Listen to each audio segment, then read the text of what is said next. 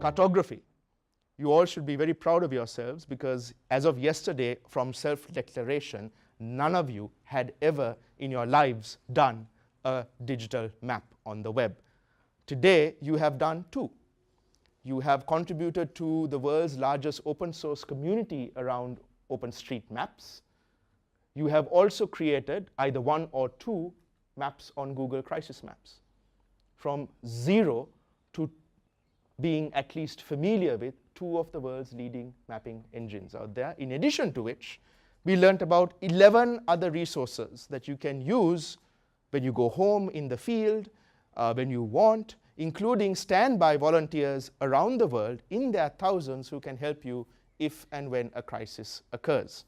And just to remind you, if you take your papers out, what you went to Lugano with, this is what it looked like yesterday. This is literally what you went to the field with, right? And you can see that it has some data, and that is what you went out and used to maybe scribble on and come back and add. This is what it looked like at around 8:20 in the morning today, right? You went from this to this. Can you just see how much more detail there is in terms of the buildings, the locations, the cafes, the places, the ATMs, the detail of the addresses? That's not me. That's you. And that's how easy it is to do crisis mapping today. It's nothing to be scared of.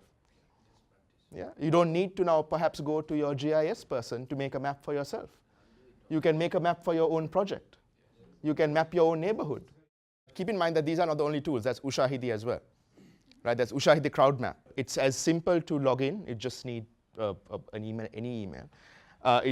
It's completely hosted, which means that you don't have to do any kind of server-side setup. You don't have to know the programming. You don't have to know PHP.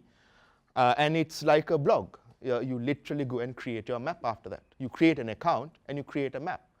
Ushahidi has several different features to what we did. So for example, Ushahidi has a timeline. So you can see on the map the incidents appear over time, which can be quite useful in some cases if you're dealing with population movement, if you're dealing with outflows, if you're dealing with project output that, for example, is around the construction of wells or shelters.